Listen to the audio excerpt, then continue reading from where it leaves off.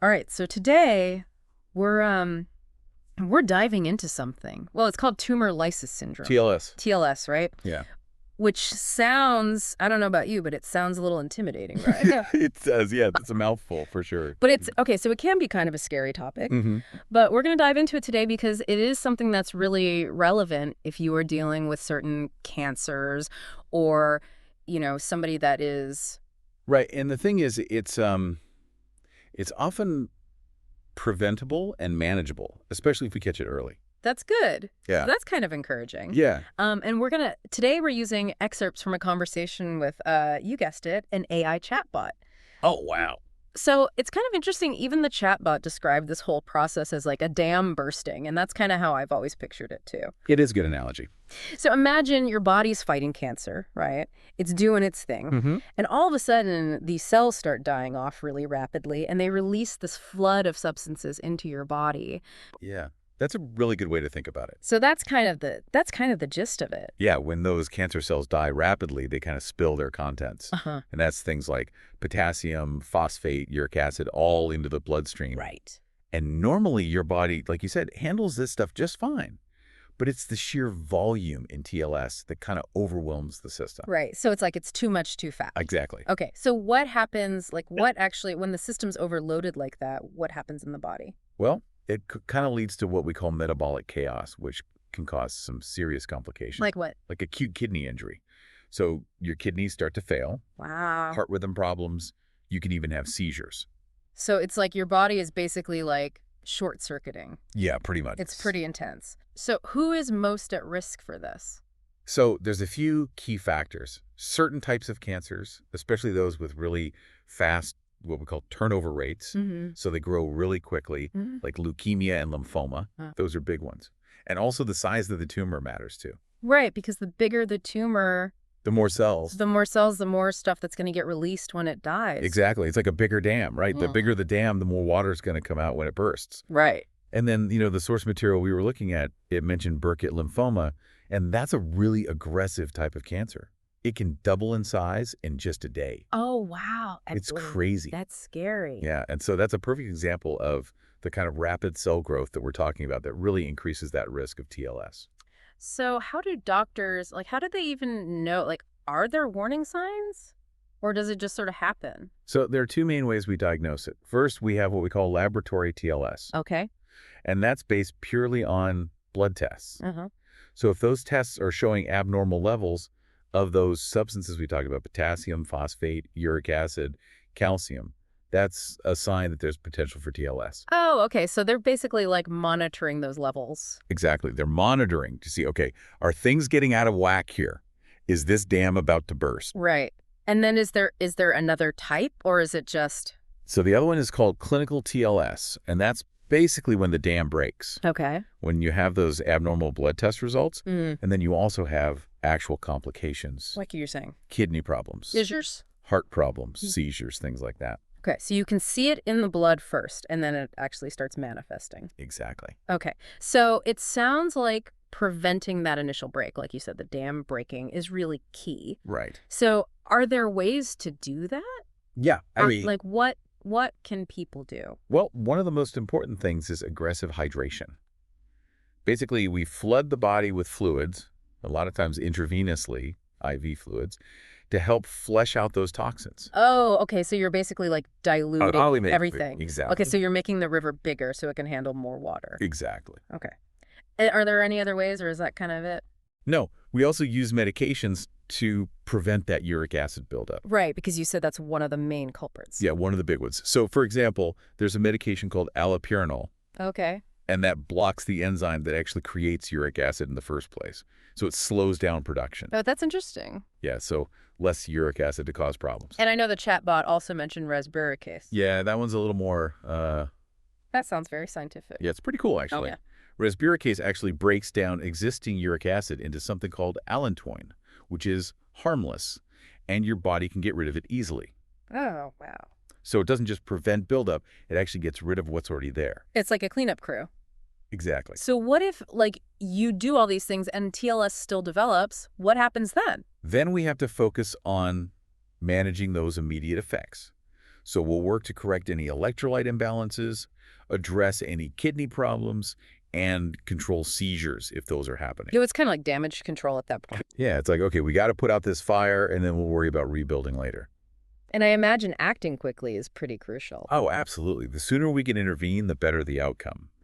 It really is like putting out a fire. Every second counts. Wow. Okay. Now this is where it gets interesting, I think. Okay. The chatbot actually mentioned fasting in this whole thing. Oh, interesting. So I don't know if you heard about that. I have heard a little bit about it. Yeah, it's not like a mainstream thing yet. No, not at all. But why is it even being considered? Like, what's the thinking behind it?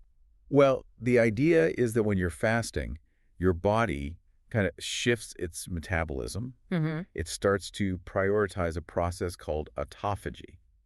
Okay. And that's basically where the body starts cleaning house, breaking down and recycling cellular components. It's like a spring cleaning for the body. Yeah, exactly. So does that help with TLS, or how does that work? Well, some researchers think that by doing that, that could potentially reduce the metabolic stress that's caused by, all that tumor breakdown. Okay, so you're basically giving your body a break. Yeah, giving it a chance to reset. To kind of handle all that influx of stuff. Exactly. Are there any risks with that, though? Because, Absolutely, there are definitely risks. like what kind of risks? Well, malnutrition is a big one. Right, because you're not eating. Right. Right. Especially for cancer patients who are already at risk of malnutrition.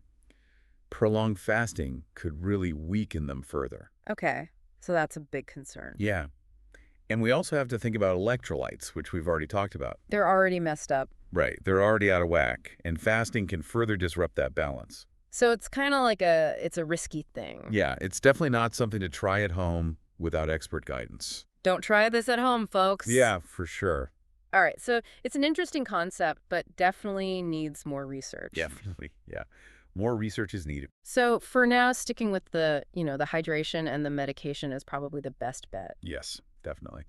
All right. Well, it's fascinating to think that something like fasting could play a role in cancer care, but, who knows what the future holds? Yeah, it's really interesting. Lots of possibilities. Definitely. Okay, well, I think that's a good place to stop for now. Yeah, I think so too. Well, That was a lot of information. we covered a lot of ground there, but there's so much more to talk about with TLS. Yeah, definitely. Like I said, we've just scratched the surface here. So we'll Dive in some more next time. We'll come back and we'll pick up where we left off in part 2 of this deep dive into tumor lysis syndrome. Sounds good. All right, see you then. See ya.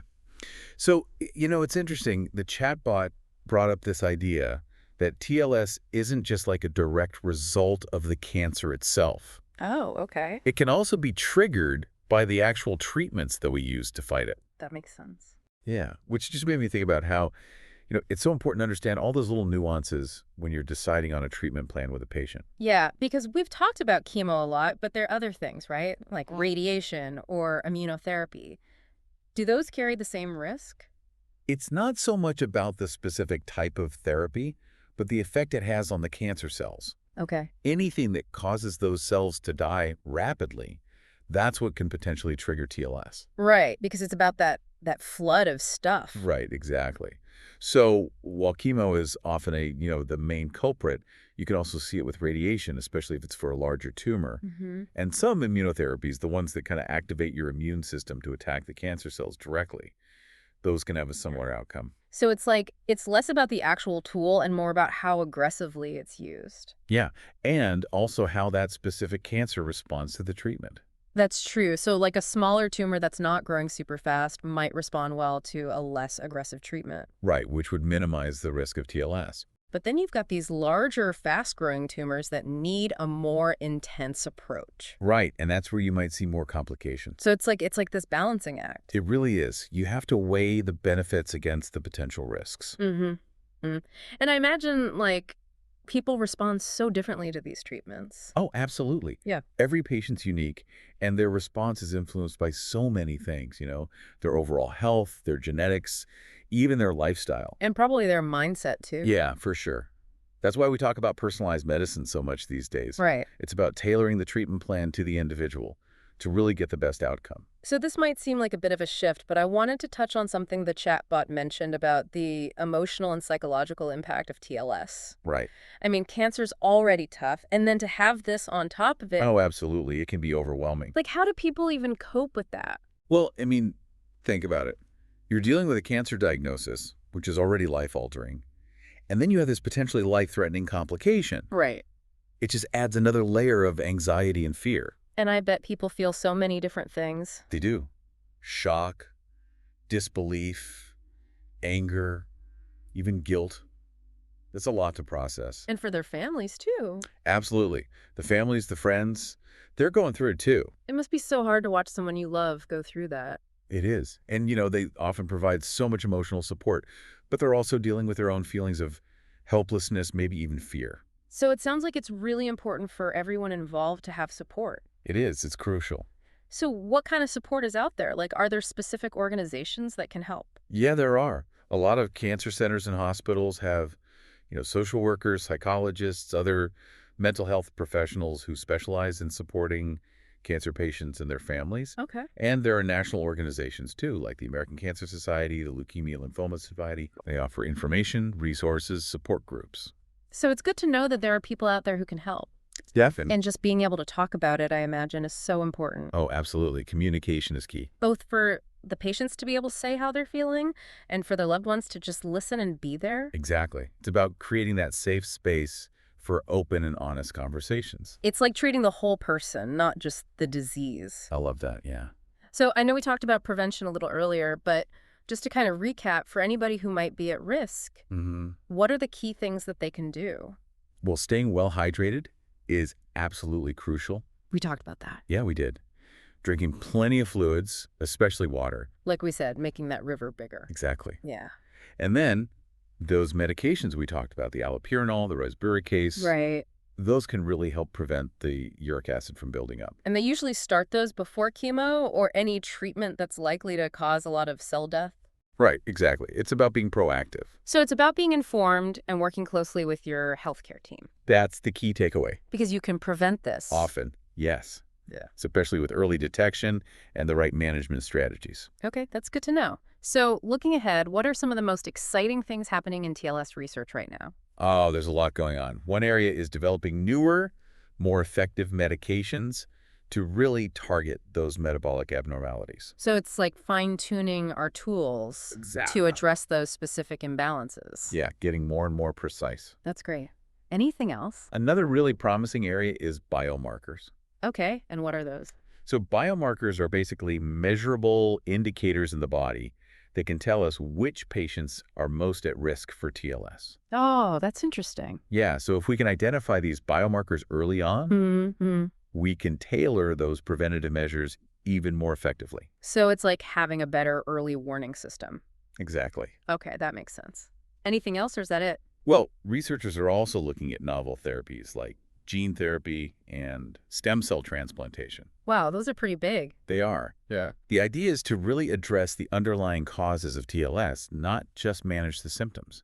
So potentially even curing it. That's the hope, yeah. That's incredible. It's amazing how far we've come and how much potential there is for even more breakthroughs. It really is exciting. It gives me hope for the future. Me too. It feels like we're getting closer and closer to a world where TLS might not even be a concern. Yeah, that would be amazing. Well, this has been a really great deep dive into TLS, covering everything from the basics to the latest research and even the emotional side of it. It has been a really insightful conversation. Before we move on, I want to make sure our listener leaves feeling empowered. So what's the one message you want them to take away from this? I want them to know that TLS is serious, but it's often preventable and manageable. Knowledge is power.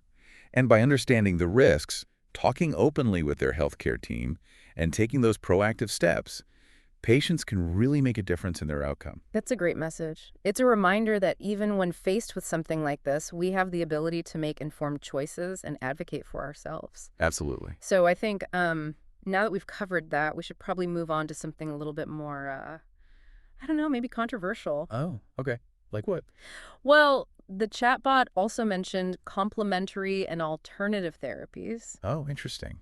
And I know that's a topic that a lot of people have strong opinions about. Yeah, for sure. There's not always a lot of scientific evidence to support some of those therapies. Right, but I think it's worth exploring. Yeah, definitely. Let's see what we can find out.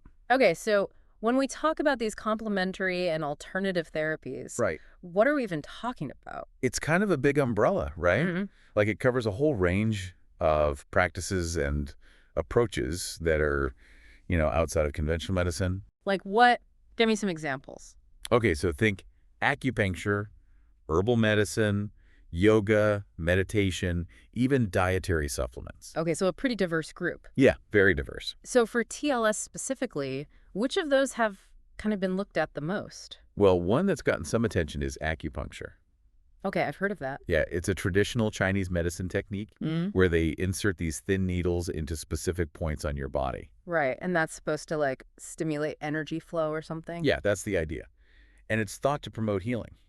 I've heard it can help with nausea and pain. Yeah, those are common side effects of cancer treatment. But does it actually help with TLS itself? The evidence for that specifically is still pretty limited, Okay. but there are some studies that suggest it might help reduce inflammation, maybe improve kidney function, and just generally alleviate some of the symptoms. So it might not be like a primary treatment, Right. but it could be a helpful addition. Potentially, yeah. Okay. And I imagine it's important to find a qualified practitioner. Oh, absolutely. You don't want just anyone sticking needles in you. Yeah, for sure. Make sure they're licensed and experienced. What about herbal medicine? Oh, yeah, herbs. That's a whole other world. It is. There are so many different herbs out there that have been used for medicinal purposes for centuries. And are any of them relevant to TLS? There are few that are traditionally used to support kidney health and detoxification. Okay. But again, the scientific evidence for their use in TLS is pretty limited. So more research is needed. Definitely. And, it's important to be cautious with herbs Mm-hmm. because some of them can interact with other medications. Right, or have side effects. Exactly. So talk to your doctor before trying anything. Always a good idea. Now, what about things like yoga and meditation? Those are interesting ones. Because they're more about relaxation and stress reduction, right? Right, and that's important for anyone dealing with cancer. But can they actually help manage the physical aspects of TLS? Yeah, that's the question. Well, they won't directly address those metabolic imbalances we talked about. Oh, okay. But they can be really helpful for managing the stress, the anxiety, the fatigue that comes with a cancer diagnosis. So it's more about supporting the whole person, Exactly. mind and body. Because stress can really take a toll on your immune system and your overall health. Right, so finding ways to manage that stress is crucial. Absolutely. And lastly, what about dietary supplements? Oh, yeah, supplements.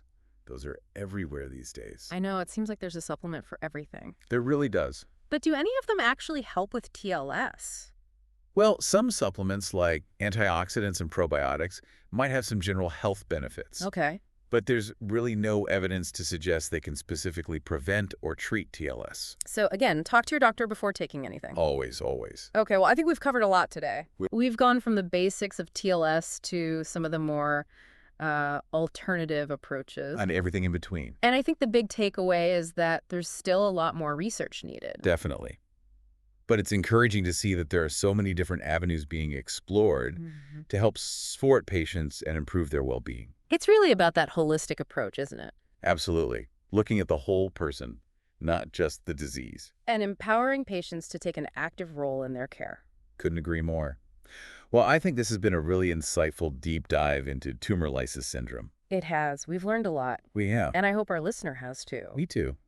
It's been a pleasure discussing this with you. Likewise. And to our listener, thank you for joining us on this journey of discovery. Remember, knowledge is power, and your health is in your hands. We'll see you next time.